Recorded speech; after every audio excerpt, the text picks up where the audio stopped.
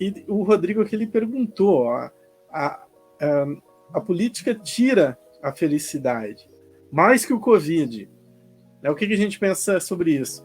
Porque, olha, eu vou dizer aqui, ele traz dois espinhos aí na felicidade das pessoas, acho que no mundo inteiro, nesse momento. Política, né?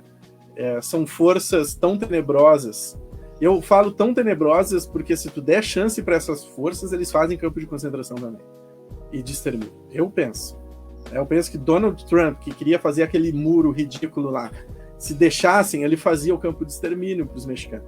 E eu penso que o Jair Bolsonaro faria também campo de extermínio aqui, com as pessoas pobres, as pessoas negras, as pessoas indígenas, e qualquer pessoa até que se oponha a ele. Então, eu acho que, cara, a política tá tirando a felicidade de muita gente, e o Covid também, né? Tem muita gente que tá se sentindo infeliz pelo Covid. Aí, o que vocês pensam?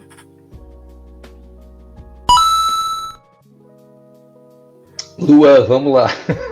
Agora vamos lá, trocou a coisa. Deixou para mim agora, tá bom, então. Devolvemos, então, vamos lá. A gente pode trazer que a felicidade, né, a pandemia, ela pode trabalhar em seguinte forma, né? 3 formas. Primeira, a pandemia ela pode ter trazido a felicidade através do diálogo, que muitas vezes dentro de casa não tinha nesse tempo antes da pandemia, né? Porque muita gente via gente grudada, ficava conectado nos celulares, ficava conectado nos smartphones e não tinha nem o tempo disponível para conversar com outros em casa, né? O segundo ponto é a questão da socialização, né? A socialização hoje, ela está sendo muito usada, muito através dos aplicativos, né? Cresceram muito. Até são uns estudos que os aplicativos até vou contar um caso meio curioso, se o Luciano não sabia, 65% dos aplicativos hoje procurados são ligados a muito ao quê? Filosofia e psicologia, para autoajuda. E aí as pessoas vão atrás desses aplicativos para conversar ou procurar alguém para ter um diálogo. E o terceiro seria o quê? O contexto o olhar para o outro. O olhar para o outro hoje falta muito, né? Porque quando a gente está muitas vezes conectado, 99% nas redes sociais, ou conectado olhando para nada, podemos se dizer, as pessoas ficam pensando, quem que vai precisar para conversar comigo hoje? Não tem esse diálogo, né? E na questão da política, a gente pode trabalhar o quê? Muitas vezes a briga de poder, até nas ferramentas digitais, está muito grande. Porque as ferramentas digitais na política, hoje o diálogo não está sendo usado de uma forma justa. Como o Fábio colocou muito bem, a questão da construção de paredes. A gente pode dizer que a construção de paredes na sociedade é ter o quê? É subir no muro e não olhar lá para dentro o que está acontecendo. É tipo a história podemos comparar muito a história do cachorro, né? Muitas vezes a gente bota o cachorro dentro da casinha de cachorro de temporal para dentro de casa. Só que tá um dia de calorão, o cachorro tem que ficar sufocado dentro do banheiro e trancado. E o mundo de hoje é assim. Infelizmente as pessoas não veem a política com um olhar de entender. Então mais um olhar do que de não entender o que a política serve para hoje. Sr. Luciano, tua vez. E agora, eu vou pular na frente do Sr. Luciano. Daí a gente fez a ordem que a gente ainda não fez até agora. Não foi a primeira ordem essa. Mas a questão é o seguinte, tu trouxe aí outro espinho, né? Nos dias de hoje, que eu acho que mais do que o próprio Covid ou que a própria política, as redes sociais estão tirando nossa felicidade, né? E aí a gente, por quê? O cara acha que é o Covid, porque ele fica o dia inteiro rede social, Covid política, mas na real, talvez seja a rede social que está perturbando. Eu tive aqui uma convidada, uma das lives até com maior visualização, foi a Andrea Beregaray, né? Não sei se vocês conhecem, é psicóloga, e ela trouxe a importância da necessidade da gente ficar um pouco off, né? Aí, pelo menos no momento, em relação aí todas essas questões políticas que estão acontecendo e até as questões do Covid mesmo, né? Buscar a natureza, etc., em um pequeno periodinho. E eu acho que esse ponto a gente também tem que pensar. Vocês sabem, eu estou com uma política, até, né, mergulhado na política, serei, né, candidato aí a vereador, né, seu pré-candidato, toda essa correria, estive toda a disputa, aquela construção toda para a prefeitura, né, plano de governo, tudo isso aí, que me traz prazer, né, pensando assim da maneira epicurista, por isso que eu faço, se não fizesse, eu não faria. Mas eu sei que para muitas pessoas não traz não, incomoda, traz dor, perturba, e eu acho que a maneira, por exemplo, é a gente ficar um pouquinho off, aí sair um pouquinho da rede social, pegar um afastamento, porque o que me incomoda hoje, tanto na política quanto no, como foi dito ali, o Covid, é que eles nos tiram a nossa liberdade, né? Quando eu falo aí de Donald Trump, Bolsonaro, etc., eles têm o interesse de tirar a liberdade de boa parte da população, e que muitas vezes nós fazemos parte. E mesmo que eu não fizesse parte de nenhum grupo, sabe? Eu não aceito viver numa sociedade que a política não tenha como fim o bem maior, que a política não tenha como fim a felicidade de todos, né? Uma política antiética, que não quer a felicidade de todos, não quer o bem de todos, eu não consigo me sentir bem com isso, né? E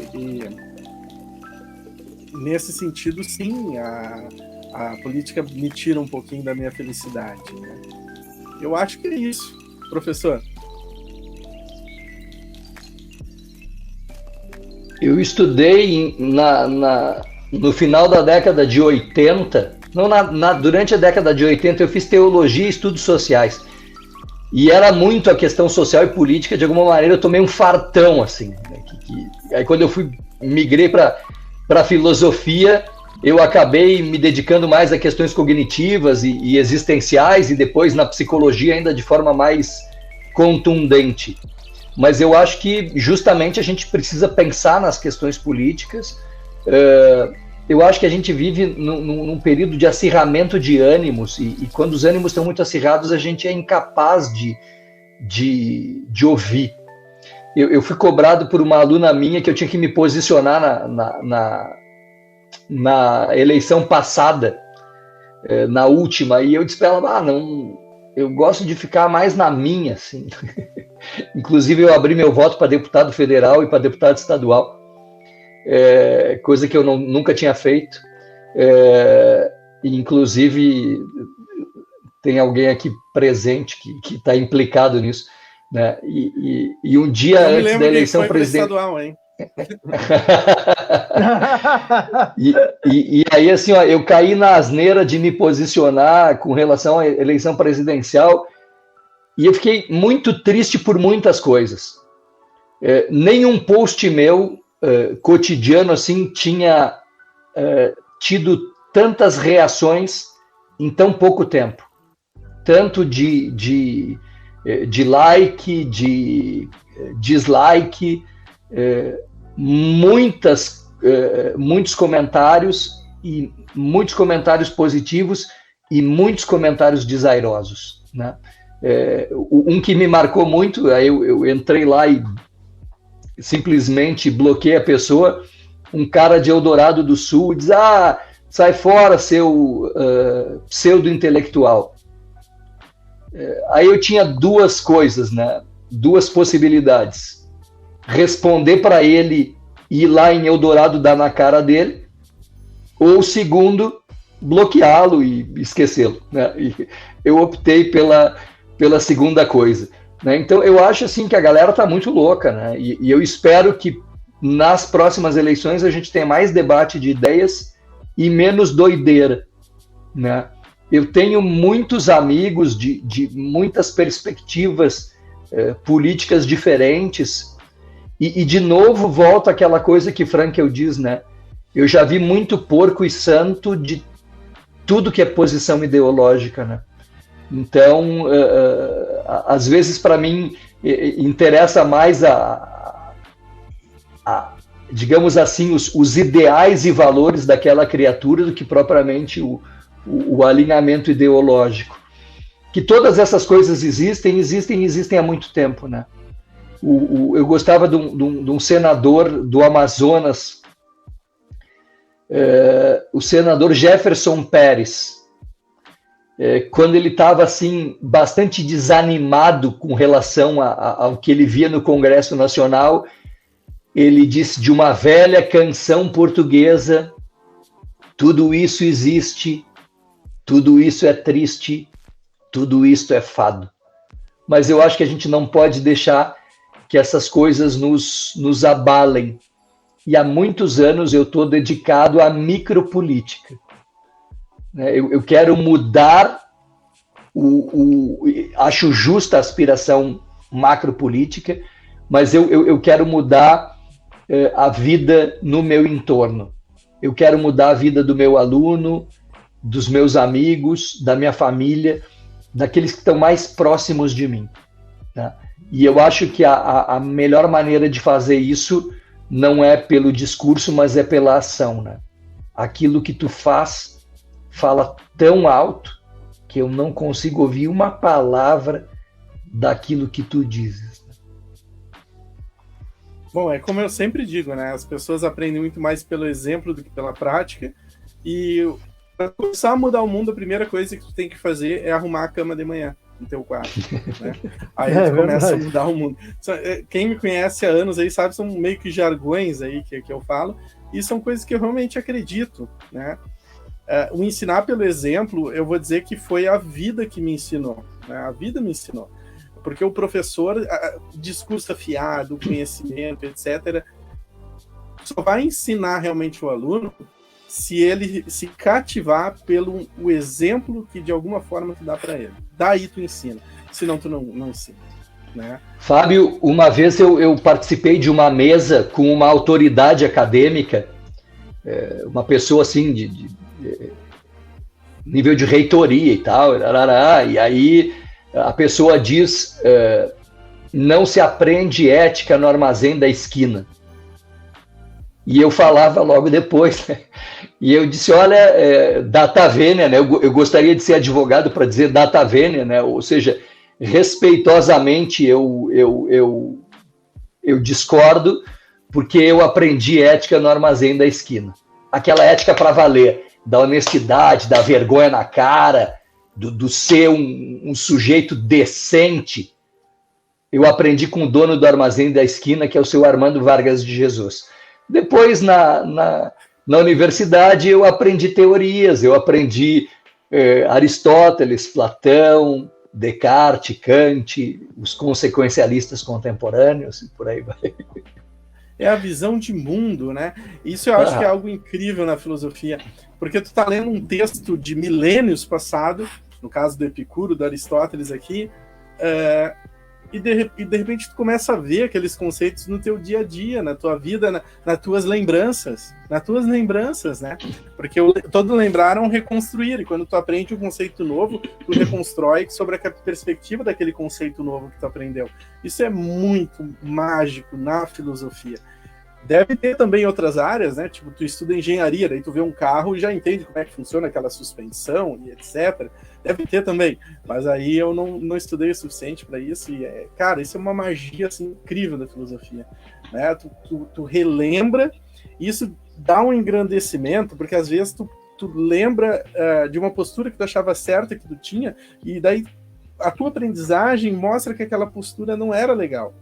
E te faz vontade de corrigir aquilo lá do passado, procurar de novo as pessoas para conversar com ela, para explicar por que tu agiu daquele jeito X ou Y. Isso aí é maravilhoso. Tu quer um exemplo, Fábio? Diga. Fábio, só deixa eu dar um caso que o senhor Luciano contou dele da escola. Eu lembro de um caso de partido político comigo dando aula em estágio, né? Imagina o senhor Luciano vai ficar pasmo. Eu montei tipo uma... Imagina em 2018, final de curso, para montar uma eleição para partido político dentro de uma escola federal, né? Daí tu monta partidos políticos, tu dá a ideia de 8 partidos dentro de uma turma. A maior sacanagem que fizeram na minha vida, fizeram um partido com o meu nome e ainda fizeram sátira, ainda para mim, dizendo que eu que fazia as propostas para os alunos. Escrevendo o nome de cada proposta que eu falava em aula. E aí no final de cada... Eu dizia assim, vocês estão me imitando, né? Um aluno olhou assim: professor, espere, isso é o senhor. Quando no final estava lá o PSTU, só que não era Partido Social da Trabalhista Unificado, né? era partido só tu, o nome do apelido, partido político. Imagina isso, professor Luciano, tu recebeu uma homenagem de uma turma com o nome de partido político, né? Imagina a sátira, né? Virou motivo de piada na escola toda, né? Os alunos todos me encontravam no final do estágio e me diziam: professor Luan, tu criou um partido? Não criei partido, criei uma ideia de um partido. Só que botaram o meu nome no meio e jogaram. Toda vez que jogava na escola, todos os alunos: ô professor, qual é o nome do seu partido mesmo? Ele: não tenho partido. Eu só tenho só tu. Ah, então é teu partido, então. Tá certo.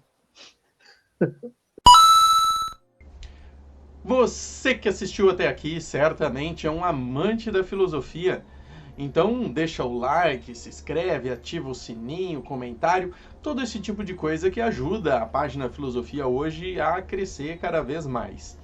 Mas se tu queres realmente fazer a diferença, manda um pix para fabiogt@filosofiahoje.com. É meu e-mail. Manda um pix de qualquer valor que vai fazer a diferença para eu trazer conteúdo legal aqui para vocês e filosófico toda semana. Assiste mais um vídeo. Obrigado, valeu e até a próxima!